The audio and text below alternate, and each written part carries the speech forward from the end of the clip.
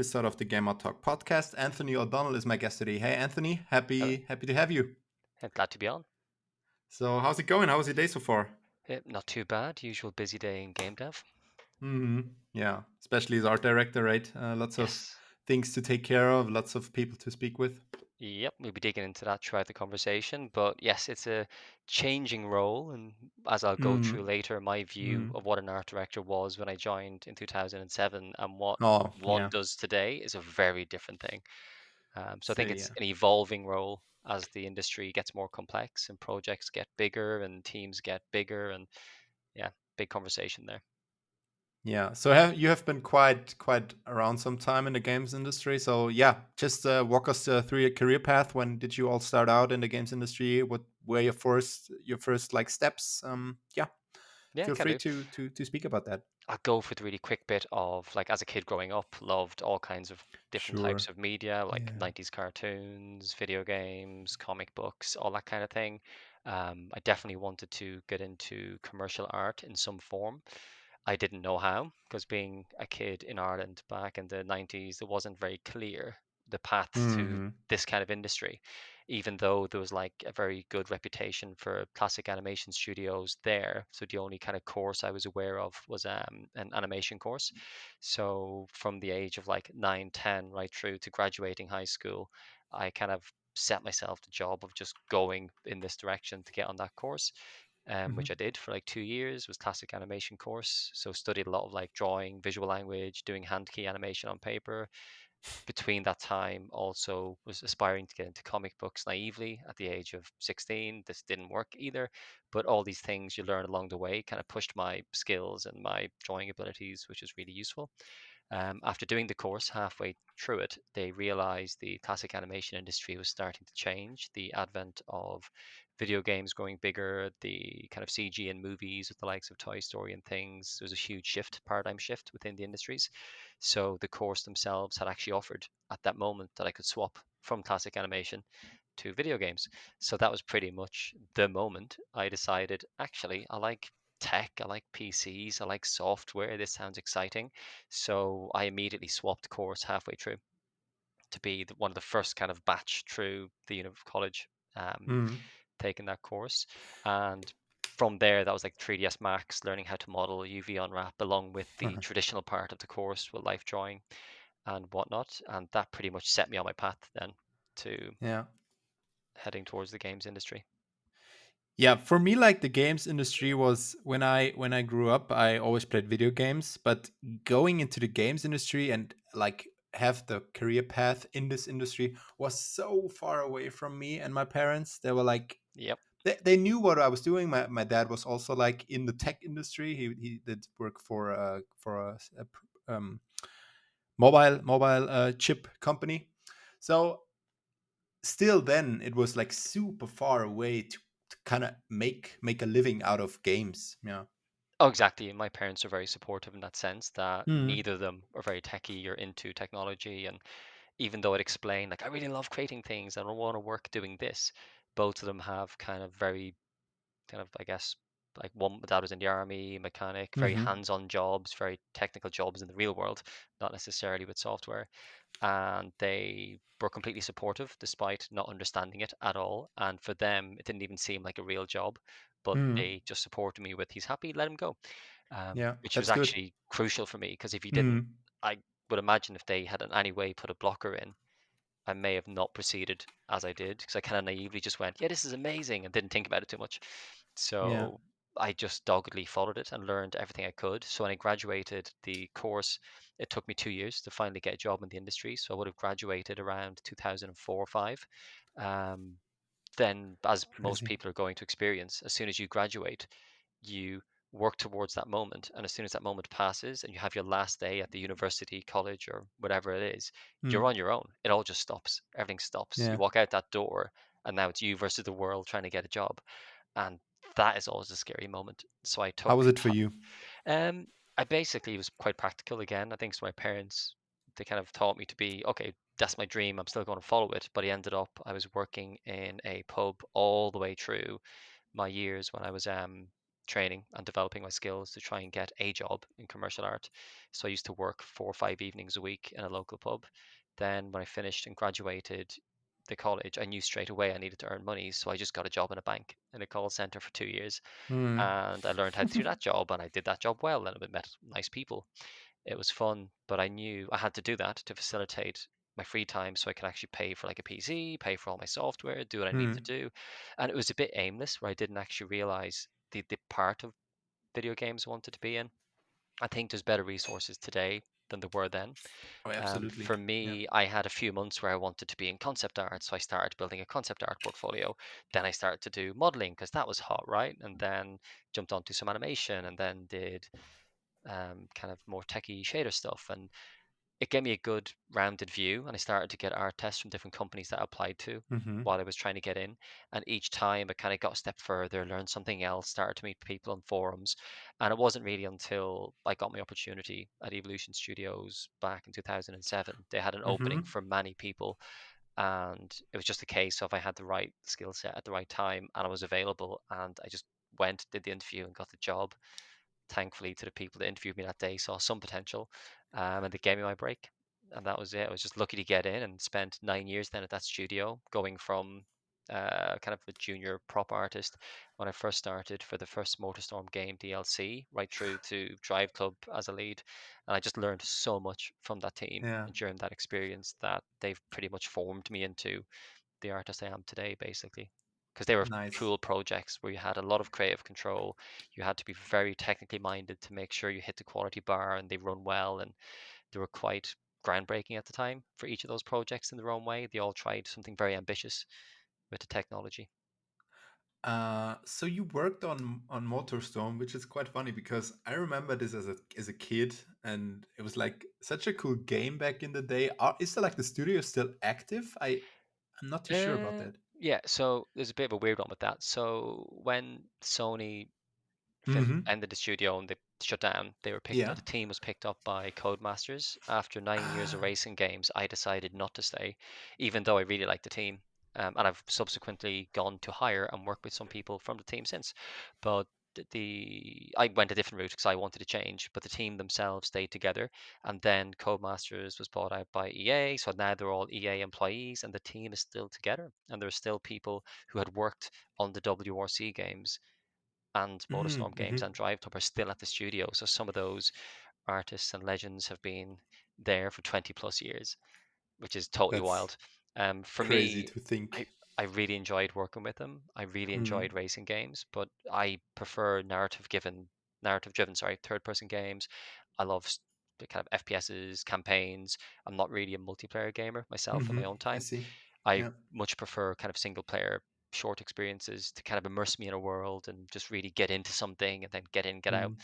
Um, and I kind of wanted to experience some of that. So I consciously, at that point in my career, after the kind of studio ended and my job was gone at Evolution, I started to look around and joined TT Games for 2 years to try Lego games, which is really cool, working on the different IPs and kind Mm. of working on the kind of third person platformer. And those kind of games had their own challenges with the kind of pace they were getting built at, and the team was very big. It was a very different experience because at Evolution, the art team would have been about 20 to 40, depending on the period and point of production, where at TT Games, there was like hundreds of people all Huh. involved in different departments. And it was very different production experience, which I found really, really good for my career and broadening how I used to know how to work in a completely different way. And this is why I always advocate people should try different studios and different paths in their career because you never know where things are going to end up. So I try to stay open. After that, I decided for a change again. So I joined Firesprite for 2 years to work on some VR games, which is really cool with some people I'd worked with in the past. After 2 years there and transitioning from kind of lead to associate art director over a couple of years, I then joined d3t, which is where I'm at the moment as part of the Hmm. Keywords group as a co-developer.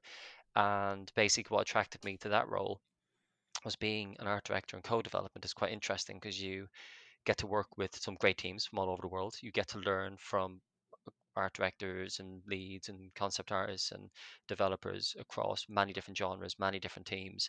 And I found the last 3 years to be just astronomical in terms of my growth and development and what I've learned about what makes a good production, how to set the vision for projects, things you should consider to make sure the teams are successful and functioning correctly. And I think it's been basically the best boot camp you can look for as an Mm. art director. Because if you're in a singular studio and all the studios working on a singular IP and everyone's going in that one direction, you're going to have the experience of that one instance. You're going to know how to build that one game very well. You're going to know how to problem solve and sort out that one thing exceptionally Mm. well based on that IP. Where co-development, it really challenges you to, I think in the 3 years I've been there, I've worked on about 5 different projects, different genres, different engines, different types of team makeups, different experiences. Yeah, it's been really, really good, I think. So yeah, if you want to get into art direction, I recommend co-development. It'll be the best schooling for you based on my Yeah. own experience at the moment. You need to be quite versatile, right? Oh yeah. You need to wear so many hats. You already need to wear many hats as an art director itself, like Mm. in a studio. But with co-development, you even need to have like a even a wider skill range, I would say. Yeah, I mean, for me, Um. depending on the project, my Mm. involvement changes because I kind of, the best way to kind of describe me as an art director or co-development is I tend to fill the gaps of what the other teams need at that moment, whether it's extra bandwidth in a certain area or if they need extra support at the art direction level. So it could be anything from visual direction to sorting out best practices, sorting out pipelines, organizing teams, hands-on getting work done, problem solving a certain aspect or feature of a game. It can range and vary. So it can be very, very wide for the production vision, or it can go very, very feature focused on we really need to deliver Hmm. this with you and your team. Can you do this feature? So it does Nice. change, and it's yeah, definitely a lot of hats. And that's kind of one of the things I like most about it is the versatility and what I get to learn on a daily basis is Hmm. fantastic. Nice. So you have been quite for a long time now in the industry. I would say around 15 years, right? Yeah, it's about Yeah, 16 kind and a of. bit now, but yeah, it's Yeah, 16. old enough to be old.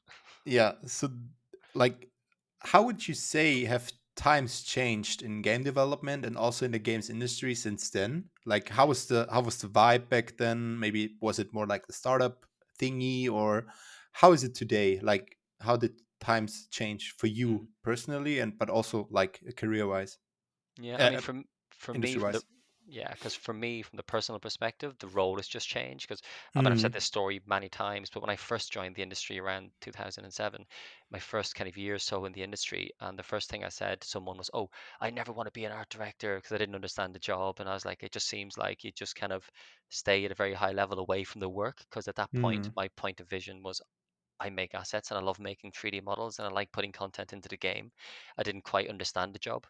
So back then, in terms of the industry, the art director would have actually looked at the general vision of the game. They would have provided concepts, art bibles, whatever the team needed to let them off. And there was a lot more freedom back then that the team could interpret that, and the teams were smaller, so everyone was a bit more generalist, a bit more multidiscipline.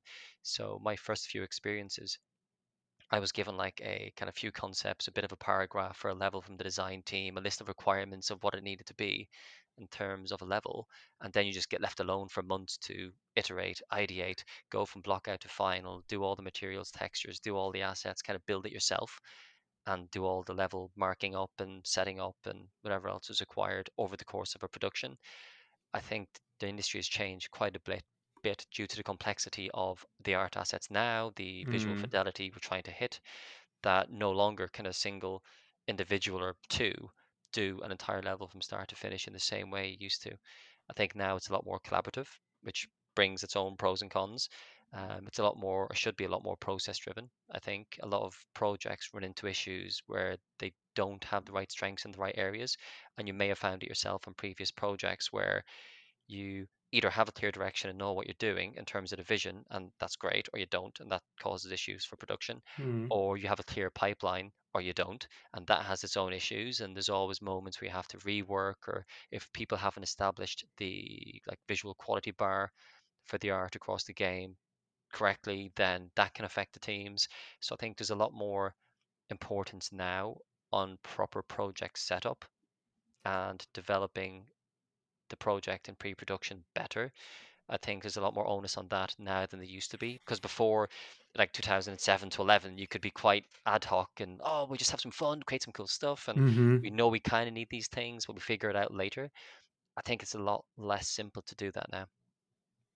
Yeah, so not that many back in the day there was not this like whole big project where you had like lots of project planning and Jira tasks Yeah, and it was a lot looser back then. sprints, and yeah, it was like more, let's we have this to do, let's jump right into it and do our thing.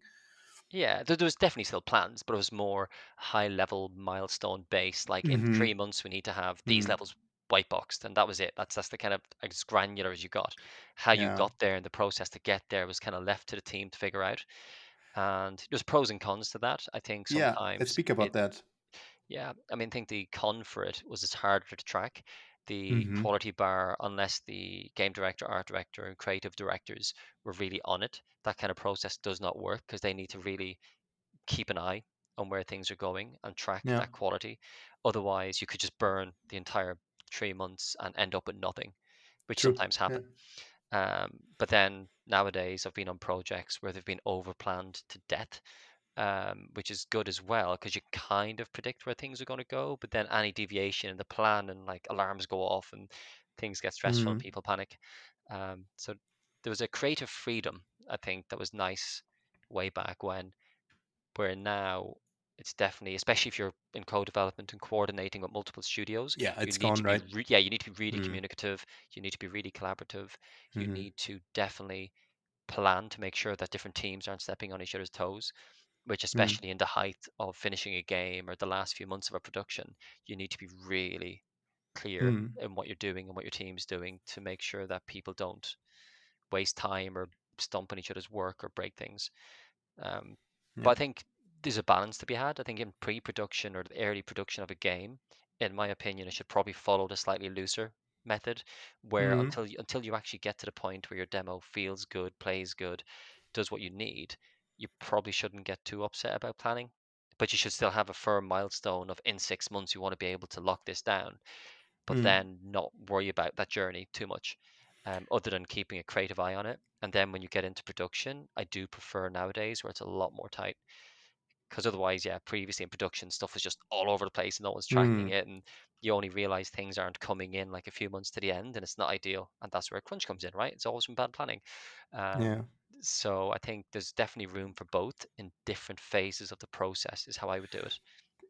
I would say that the creative freedom is still there in pre-production. Like there are still Yeah, some phases where you can a bit play around, but yeah, I imagine things have changed. Yeah, yeah, I dramatically. think it needs to be more. But the reason it has changed is just the size of the teams.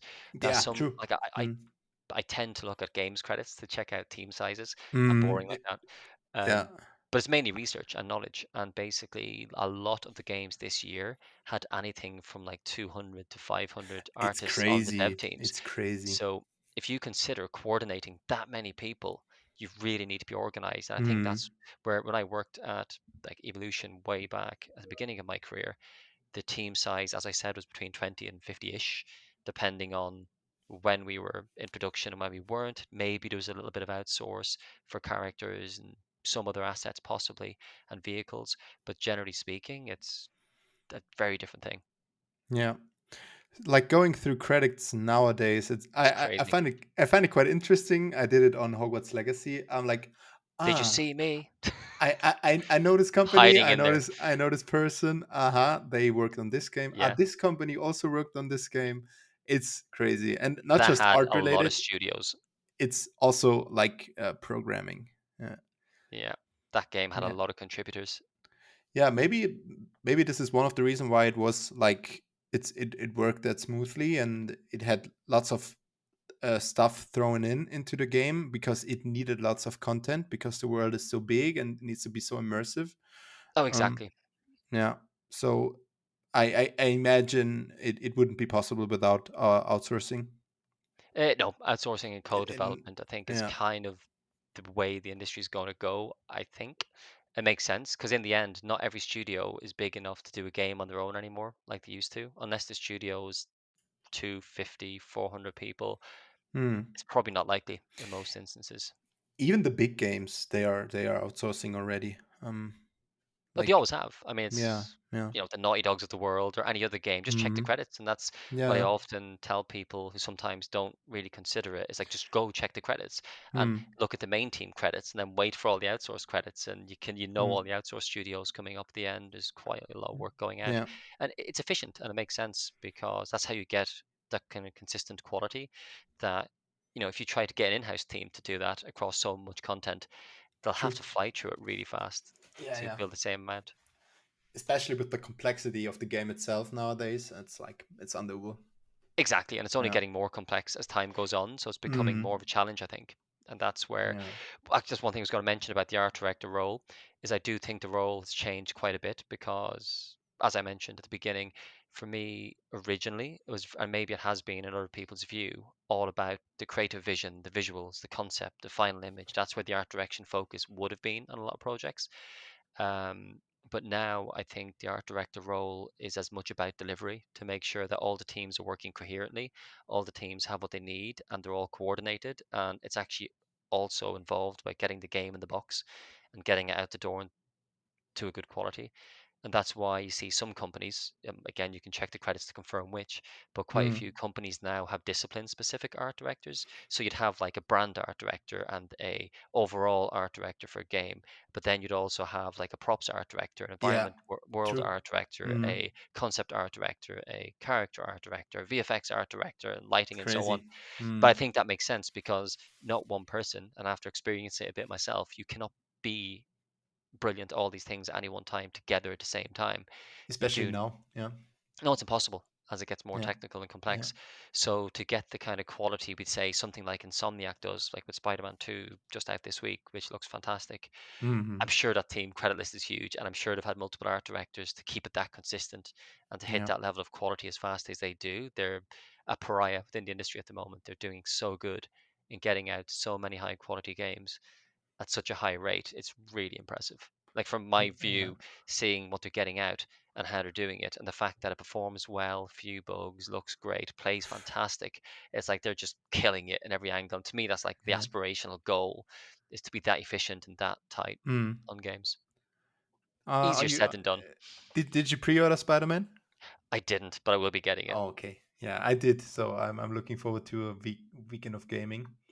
Yeah, I no, I I didn't yet because played I'm I kind of played the busy first and one four times. oh So wow. um, two times on PS4 and two times on PS5. So I'm a huge Spider-Man fan. I'm really looking forward. Yeah, I've definitely played it through once and the Miles Morales, Hmm. but yeah, I'm Oh yeah, gonna sit that as down. well. Yeah, Yeah, yeah. I'm gonna sit down and probably around Christmas time would be the moment. It's perfect. Perfect. But I'm waiting on Alan Wake 2, so that's where I'm at Oh the yeah, moment. yeah, And yeah, it's out in a yeah. week or so, and I want to have that. It'll be Is it nice. exclusive? Right? It's Xbox exclusive, right? No, no, no. It's on all No, it's not. consoles. It's a Oh. download only for. They're gonna kill me if I get Ah, it wrong, but yeah, it's for obviously Epic Games via PC, PS5, Xbox. So yeah, it's on gotcha. everything. Ah, cool. So yes, I'll be getting that on PS5 download. That's where I'll Mm, be on 27th of October to check it out. Because having worked on nice. the remaster for like 18 months, I just want Oh, to know how it finishes. Like I need to know yeah. the rest of the story. I've had zero involvement with two, so as a fan, I can now enjoy it completely new. And yeah, I really want to know what happens. So Crazy. that's why I've deferred Spider-Man until Christmas because I want that first, and then I'll Ah, jump into the open world fun. understood. Hmm. Cool. So I mean, yeah, yeah, but I was going to say from go your ahead. point of Go ahead. view, because you've obviously done a lot of kind of outsourced stuff, prop stuff, and Hmm. worked at different companies. I mean, for you, how do you see an art director from your point of view? Because I always find it's interesting to ask people Hmm.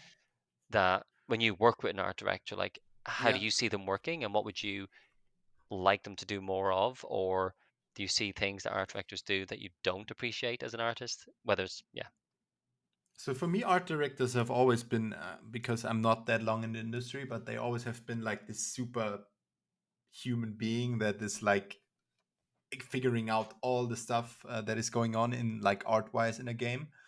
So what I would what I would like to see more, because I work with some art directors, is like to have a bit more. one-on-ones or speaking with the artists that are down in the trenches, because at the moment I feel like they are always a bit high above. I know they need to take care of like super high level stuff, but it would feel like a bit more connected to the game and to the art direction itself if I speak with the art director, and maybe if he speaks with me about the game and more about the art I'm contributing to the project. Yeah. Yeah, well, that makes perfect sense. I mean, that's kind Yeah. of the wish for everyone, but from experiencing it, it's very difficult to be in every place, every time Absolutely. for every person. Absolutely. But I do make every effort, and my team can then correct me in the comment section on YouTube. But We will yeah, see. Yeah. usually I tend to at least try to be as Mm. communicative as possible. But as our studio has grown, because when I joined D3T, there was about 10 to 13 artists when I joined, and now we're hitting 50, I think, after Oh. 3 years. So we've grown quite a bit. So it's hard to track everyone all the time. Hmm. But we have a great set of leads, and we've recently hired an associate art director to help me out, and we have a decent bunch that we do get to speak to them regularly enough. But I do want to get back to, as you said, working more one on one again would be one of my goals Mm. over the next few months to kind of get back into that mindset. I understand it's like super hard, especially when the team size is that big to speak with. But maybe you can make like you don't need to have one-on-ones, but you maybe can split it up to 10 person and one art director, and they can shoot questions and go through art and maybe speak about other things. Maybe once a week, speak about the latest art direction in the Spider-Man game. What was that? What was like so good in this game? Like how did they manage to create such an amazing looking game? Maybe this was what Oh, I miss sometimes. Yeah. yeah. I mean, for me, the biggest thing that I always would speak to clients about, and in my opinion, one of the most important things, which is part of getting your pipelines right early in production and getting your benchmarks consistent and correct, is Hmm. consistency itself. That all these games that have come out and just blown us away as players would be consistency. Like that Spider-Man game and ones like it at those kind of budgets and comparable titles. It's the consistency of the art that there's nothing in it that you look at and go, that's bad. Everything's good to a certain level. Everything's like mapped well. There's no normal errors, issues. I won't name the franchise, but like there's a big franchise FPS you can guess later on.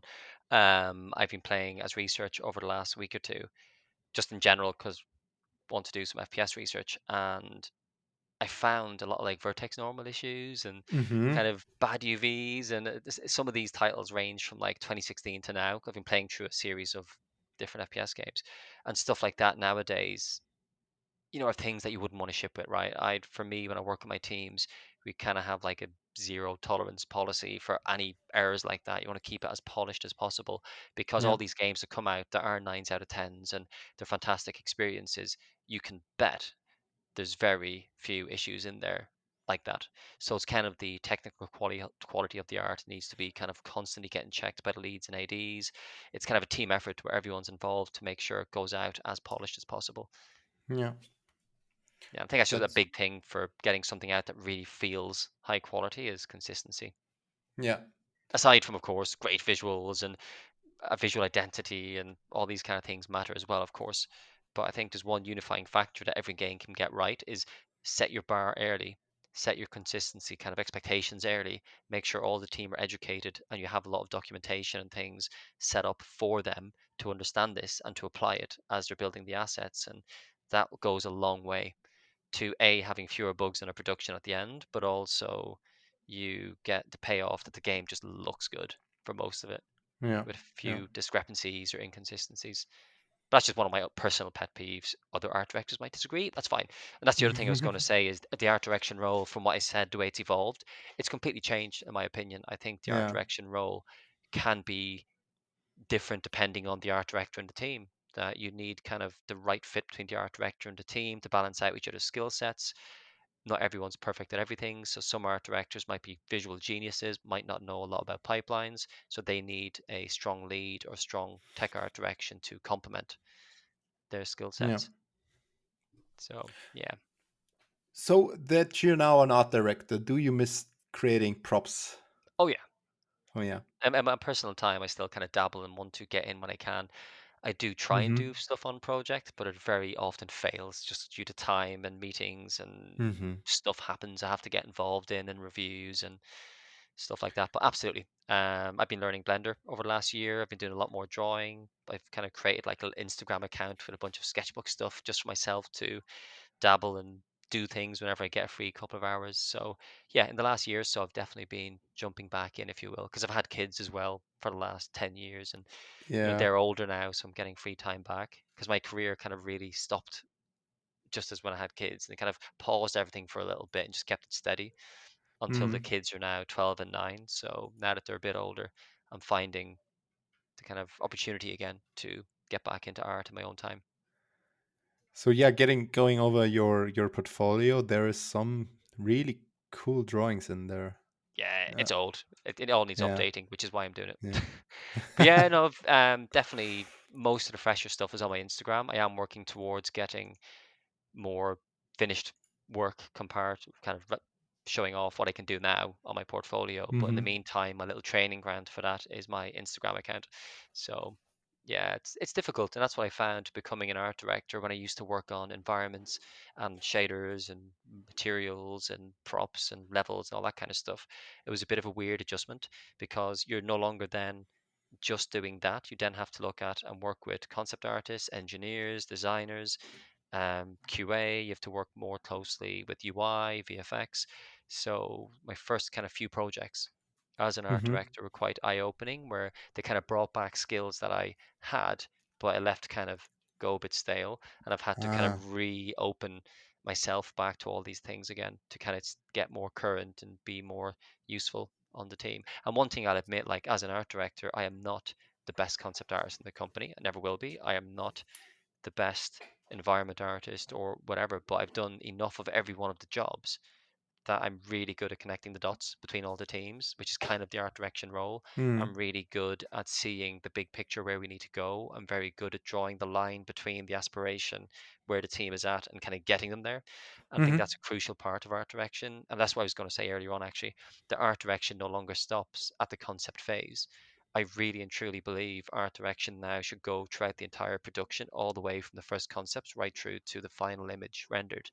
That it's everything in between is responsibility of an art director to go from point A to point B with the team. Mm. Yeah, I think we can definitely speak about that because we are already getting like into this kind of topic. What would you say like is then super critical for art director? You already spoke about like seeking or like hitting the requirements for of the team and getting the getting right what the client wants and kind of finding the right sweet spot between that. Yeah, let's just speak about that a bit.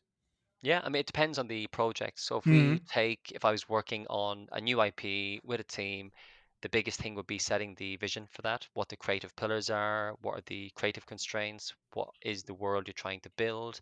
So if you're in that early pre-production phase, then that would be the most important thing initially, would be just getting that high level creative direction. And all of it can change. It always does. No game I've ever seen has a very clear creative direction, goes into production and comes out exactly the same. It never happens. So Mm. usually there's going to be some sort of shifting and moving as things develop and trends change and other people get involved. So early on, it's that it's getting the engagement from the team, it's inspiring the team, it's getting the team on board to go on this journey with you, and then listening to the team as well. Because in the end, for me, I see myself in my role is I'm there to support the team. I'm not there to tell the team what to do. I'm there to facilitate them and support them to fill in any gaps of knowledge or opinions, or if people can't decide on something, I'm there to nudge them along or help. And sometimes I'm there to dictate and say, okay, it's going to be this because that's the need for this project, or that's the genre, or that's the mood we're going for. So this is the shape, language, or color we're using. So there are moments when you have to create these kind of constraints, which should be in the original kind of creative direction anyway. Mm. But that's where I find myself kind of day to day. When you start to hit production, the art director should be turning their eyes either themselves or with the team to start looking at pipelines, review process, who's in charge of what, breaking it all down, getting it all organized so the leads and everyone understands what they're all doing to be efficient. And once you hit the production phase, it'll largely be just seeing what fires kick off, and Mm. if things are changing, trying to limit any major reworks or any major problems with the team, or be open to change, but then consider it against budgets and time, and can you do things you want to do. Sometimes the right decision is to throw a bunch of work out and just start again. Other times it's stay the course and finish what you have rather than going a direction that might change too much. Mm. So I think, yeah, art direction after that point is about making kind of regular decisions to get to the end, basically, which is when I go back to the earlier comment of the responsibility is just get it in the box and get it shipped. I think it's a very complex role at that point because you've so many voices and everyone's throwing in their own input, and the team should be given some kind of creative freedom to input in their own way. Because I think it's always richer and deeper when each artist can contribute within the creative pillars and actually kind of add to that and add elements in throughout production. I find always works really well, and you end up with a stronger identity at the end, I believe. But Nice. that all needs kind of managing and Yeah. checking So what you just mentioned is like it's mostly related to communication with your team, but a lot of it.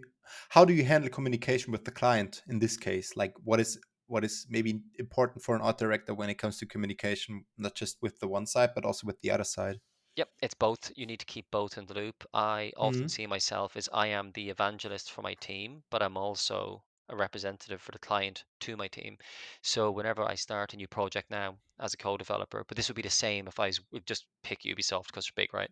And they make big games. They're awesome. Mm. So if you're working at somewhere like Ubisoft, you might be working with a brand director who's still internal in your company, but they own like the Assassin's Creed brand. So you need to work with them. It's not much different than me working with a client with their brand and their IP. So this can happen whether you're in-house or co-dev, basically. And when working in that situation, you just need to communicate. You need to find out what their desires are, what are the items they're willing to kind of allow a bit of freedom on, what things are kind of locked in that they need to have. And usually it's just a lot of communication and discussions that when we begin working with a new team, it's figuring out kind of what the aspirations are for the project, where they would like to see it. Usually, most clients give you like an art Bible and you get given a whole bunch of documentation, onboarding, and you kind of sift your way through all that, and then you have a meeting to discuss what's still relevant, what's changed, why has it changed, have you tried this in the past, if you did, why didn't it work. And it's building a picture of all of those decisions and understanding where you're at and why. And I find that's where my role then becomes, from the client side, is understanding explicitly what they want, communicating that to the team, and then course correcting the team as they go so the client doesn't have to do as much of that as they probably shouldn't need to. Mm. And it's not always fully smooth. Things on the client side change very often because game dev is never simple, for very good reasons at different times of productions, whether it's user test feedback, whether it's exec feedback, whether it's trend changes within an industry or genre, or fidelity changes because of tech, for example, if new engines come out or new features. There's always going to be variables in game Yeah. development that make it tricky. And when these things happen, it's then working with the art director of the client and the team and the leads to manage how all that gets kind of sorted out and fixed and to make a better product. Basically, it's yeah, it can get complicated, but communication is the key to the whole thing. It's Yeah. open, transparency, always being available, always being ready to have those conversations. Yeah, speaking of variables, even the art direction itself is variable. Hmm. I was part of some projects where there was like a whole new shift in art direction from stylized to a mix of stylized and realism. So how do you make sure, as an art director, if something like this happens or whether it doesn't happen or not, how do you make sure that the art style is always consistent during the project? Because there are lots of different artists, they need to nail the art style, maybe lots of different interpretation of this art style. How do you make sure this is like yeah, nailed?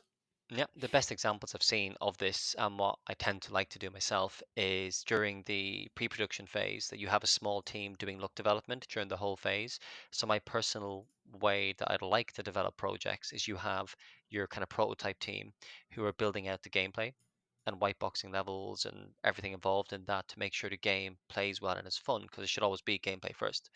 Then at the side of that, you have a team building out the pipelines, sorting out shaders, sorting out how you're going to build the levels, how new technology can be used maybe or leveraged, and doing those kind of investigations. But then I'd have another team which is purely looking at what you said, at the art style and the visual direction. So initially, with a mix of concept artists and myself and whoever else is involved, it's going out, figuring out what is the right style for this genre based on market trends. Mm-hmm. Do you want to do something subversive? You spend a lot of time figuring out what the style could be. You don't always get it right, which is why you get shifts and changes. But in terms of alignment for the team, you should always aim during pre-production with that look dev team to have established exact benchmark assets, exact processes for how you get the style, the exact rule set for the style. So whether it's the thickness of a bevel, whether it's the simplification of certain shapes or a texture style, it all needs to be broken down in clear visual guidance, whether it's videos or documents with examples in engine that people can open at and look at. After that, my general way to work with it is once the team gets all this documentation, it's bring them through it on a couple of calls, discuss it, discuss the reasons why you've chosen to do this, then actually let them have a stab at it each on their own. And then it's working with each individual artist to see which bits they stumble on, which bits they excel at, where they need an extra bit of guidance, and then working one on one to get it locked in. Because if you can then teach your leads, your seniors, principals, and the mid levels all how to do this style, and they all understand the same information, then the rest of the project should, in theory, run pretty smooth. But Mm. you always need to be checking and just playing the build. And that's the other thing as well, is when making games, especially at lead or art director level, you need to be playing the builds all the time. You need to be getting an engine. You need to be seeing what's coming through the pipeline and picking things out randomly or not, and assessing where it's at to make sure Mm-hmm. you're not shifting too far. But as you said again, it's communication, and more so visually is Mm-hmm. what I'd prefer that you need. I think actually animated movies are the best at this. If you ever look at the behind the scenes content or art books of animated movies, especially back like the old kind of Disney ones, they would have fantastic breakdowns of model sheets, how characters' clothing interacts, how many folds to Mm-hmm. put on a skirt. Yeah, yeah. Like they're very explicit. And that's basically defining an art style that they had hundreds of people drawing these animated cartoons that all had to be exactly the same and never change off model. So it's basically that, but on steroids for games. It needs to be really explicit. But this is where I find I'd give an art style a tight range, and I'd make sure the team has a bit of wiggle room to maneuver in. So not everything has to be exactly the same as if it's done by one person, but it all has to be coherent and consistent beside each other. Nice. Yeah, I think you really nailed it. It's kind of crazy if you think about that. Like there are a bunch of bunch of artists out there, and they are all in one project, and they all have this one force pushing towards a game, and Uh, yeah, it's crazy. It's like magic, right? I think it's the hardest thing to do, and I often Yeah. said it to people, and I still believe this, and other people can shout at me if I'm wrong, is I do think it's harder to do a stylized game well than it is to do a hyper realistic or realistic game. Mm-hmm. I Yeah. genuinely think Yeah. stylized game, Yeah. for the reason you mentioned, that to make it coherent across a team, because not every artist likes doing stylized. Like I think your portfolio yourself is quite Quite hyper realistic, realistic. realistic. Yeah. Yeah. Yeah. Yeah. So if you were thrown a Valorant prop tomorrow or something for Mm-hmm. Fortnite, you're probably going to need to adapt. And Exactly. that's one lesson I would tell most artists today, that it's cool to specialize, but I do think you need to be open to trying new things. So throughout my career, like I've worked on Motorstorm, worked on Drive Club, I've worked on some IPs that I can't discuss that are quite realistic, like to the Mm-hmm. point of like almost CG photoreal realistic. Then I've also worked on the Lego Dimensions Powerpuff Girls, which is the complete opposite of all Yeah. this. Yeah. And I found it really enjoyable to test myself out in all the different styles. And I love it. Every time a game comes in, like to work, and I get to see the style, I'm like, oh, this is new. I haven't done this before. And I'll be the first person to dive in and just deconstruct it, understand it, break it down, understand all the decisions, and kind of really get in the mindset of the people that made those calls, and then just really get into your skin, and then just keep it for the future because there's Yeah. good reasons to do it. Yeah. I think Um, you can learn from it, whether or not you're gonna end up doing stylized at all. I think you get a better understanding of how creating a prop works in a wide range. I think it always trains something in your brain to kind of maybe to analyze how the colors are shaped, or to analyze how the prop is formed, what shape language is done in stylized. I think this is some some things are trained in that case that are always valuable, whether or not you do stylized Oh or yeah. realistic. Because again, for Yeah. me, recently I've mainly, as I said, worked on racing games, platform games, and kind of third-person narrative. Mm, Won't go into details of current projects, but there's sure. been one we've been working on for the last while where it's really changed my opinion of color use within a game. Mm-hmm. That it's a lot more, it's aesthetically pleasing, but it's a lot more functional than I would have ever anticipated. And it's totally made me change how I look at color in games now and value and how it all goes together. So it's something that I'll be taking forward to other projects, even if it's not exactly the same genre or use case. There's still benefits of having this theory and knowledge. Yeah. And True. people, this is where people don't really, and that's probably one thing I'd say about the games industry today. It's gotten too specialized because I myself have come, as you can see from my portfolio, it's quite a generalist background. And I know there are people out there that are generalists, but it's so difficult now because the bar is so high with people joining the industry. And one of your questions was obviously, what are you looking for in 3D artists and things to kind of give advice there. Mm-hmm. And I think the technical bar now is higher to hit the bar that you have in your portfolio, that people really need to focus on learning, like the painter, different types of modeling, ZBrush, Houdini, whatever they might need, substance designer. And by the time you do all that, you're almost missing some of that generalist knowledge, which is like art fundamentals, art theory, color use, the final image. Absolutely. And they're the things that I think you can get, like I did, as you begin your career. Because just because you join as a 3D artist doesn't mean you're going to be that in 15 years. Mm-hmm. And I didn't, as I said, predict to be art director. It was never a goal. I kind of just went from role to role to role and realized, oh, I'm good at this bit. I'm going to do this. And then you realize, oh, I'm good at this bit too. I'm going to go over here now. So I have no grand plan to get to the role I'm in now. I kind of just followed what interested me. I really like the Mm-hmm. pipeline side of it. I really like creative direction. I'm very much into artistic decisions and how it impacts gameplay, how it supports gameplay, how it supports a mood, shape language, all that kind of stuff. And all these things have all come together basically to make me realize as an art director, like as I mentioned, I can connect all the dots between all the different teams and I can make sure it all comes together as a final piece. And to me, I've learned that is kind of what an art director should be doing. That Yeah. each has their own style, but I think it's changing to the point where every team needs the art director that's kind of glue to bring it all together. Yeah. So for me, when I started in the games industry, it was 2019. Oh, cool. Um, it Fresh. was like so late to the stage already. I was it was a time where you like could easily get distracted with already going into specialization, like weapons or hard surface. Hmm. Like I would say, like 7 or 8 years ago, I think there was not that specializations already like it is Oh now. no, there's a bit of Yeah. everything. Like when I So and started out, in the first 6 months, I started off making like wooden fences, then barrels, then hmm vegetation, had to learn how to do that. Then you're doing like trees and rocks, and then you're building levels. And so my first like 6 months to a year in the industry, I did like everything all at once, yeah, in quick and, succession. and this And is it was great. just an insane Yeah. learning curve to pick it all up. And I remember being in the office one day and they needed somebody to take over a level and just block it out. I'd never done that before. I had no idea what I was doing Uh-huh. whatsoever, and but I was interested. I was like, yeah, I'll do that. Yeah. I'll jump in. Um, and I never regret one decision like that. If someone says, "Can you?" Usually, I'm the person to go, "Yeah, I'll do that. That sounds cool." Yeah. And if I don't know how, I'll figure it out. And if I do know how, I'll do it well and move on. But I Yeah. think that's just something that's missing nowadays that I'm seeing from people who join our team, people I work with at different teams, people I look at an art station on Discords, even looking at your portfolio, fantastic prop quality. But then what's your experience with building levels from the ground up? What's your knowledge of level Exactly. design, Yeah. composition? Yeah. Um, yeah, Yeah. it's difficult. It's a tough job. I think the job is much harder now, Yeah. and the Yeah. expectations are higher than when I started.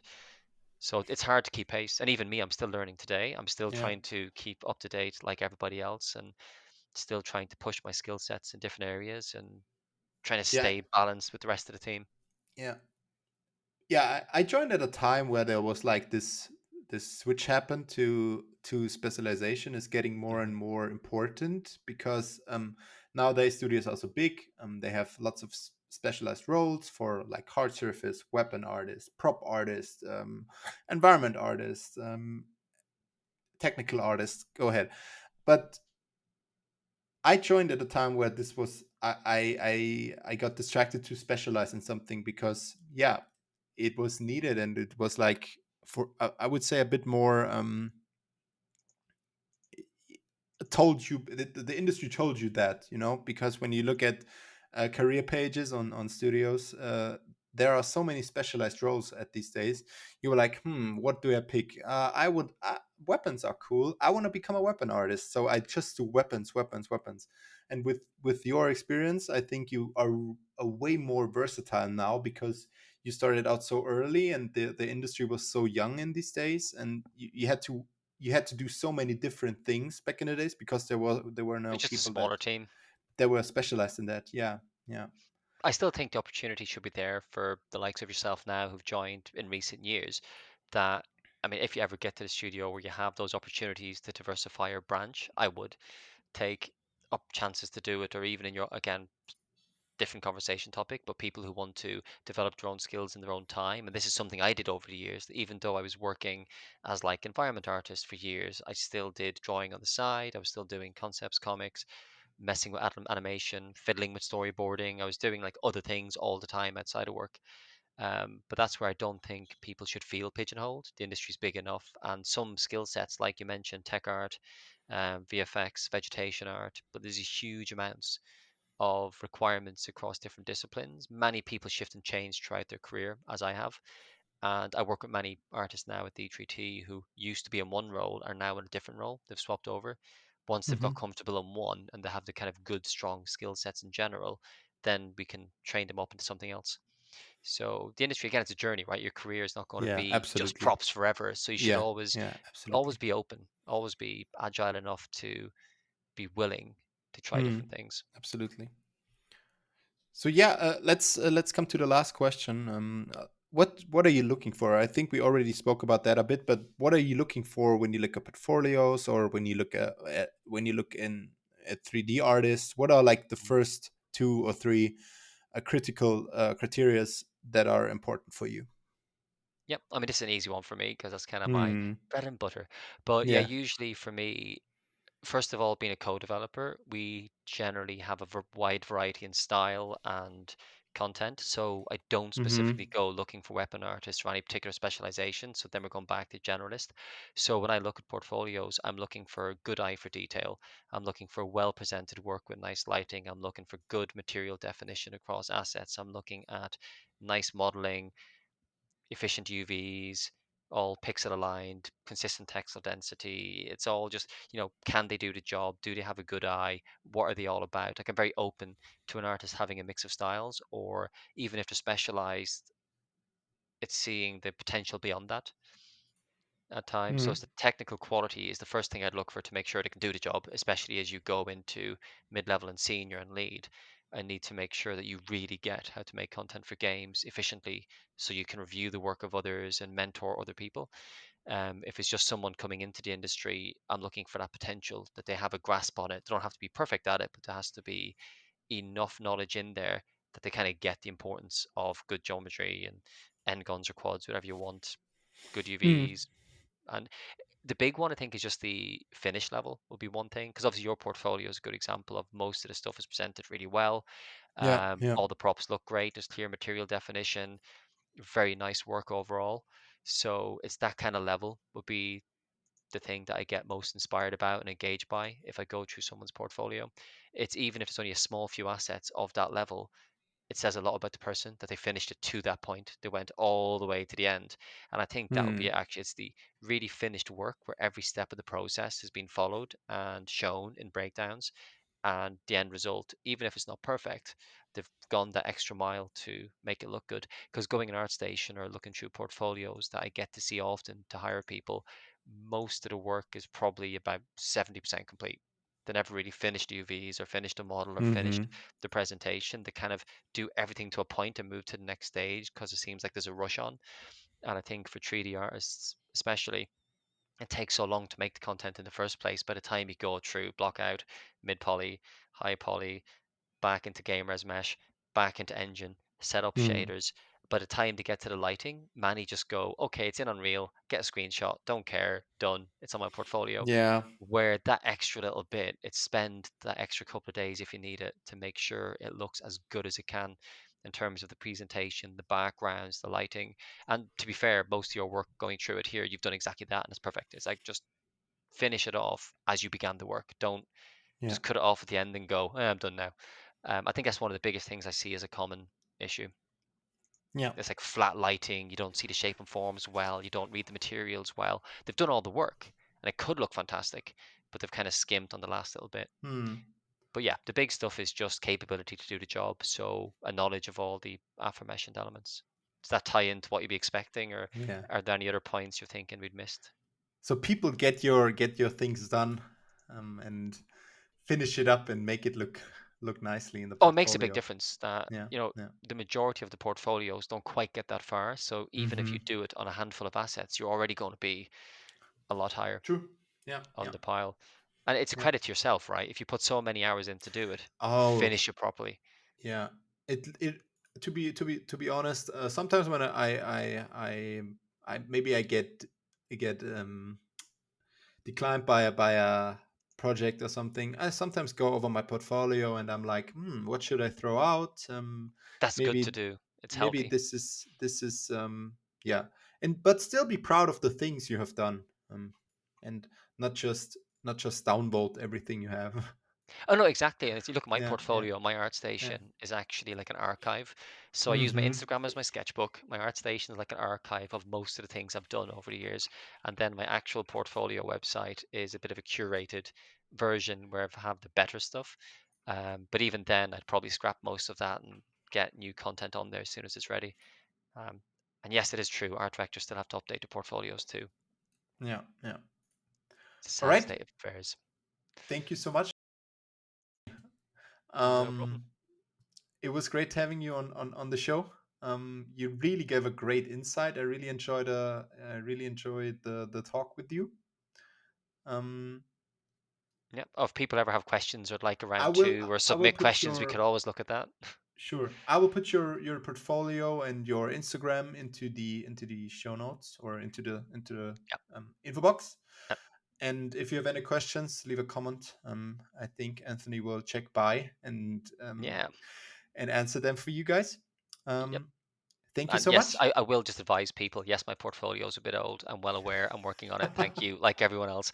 So yes, the life of an art director and dad is busy. So I try to put my focus on the kids, the work, and then anything I fit in after, that's a bonus. Yeah, yeah. But I do promise I am working on nice art stuff on the daily basis that will be seen in like 5 years or whenever games come out. I think people are looking forward. Cool. But thank you for the opportunity of having a chat. It was really good. Thank you. Take care. Have a great Cool. day. You too. Thank you. Bye. Bye bye.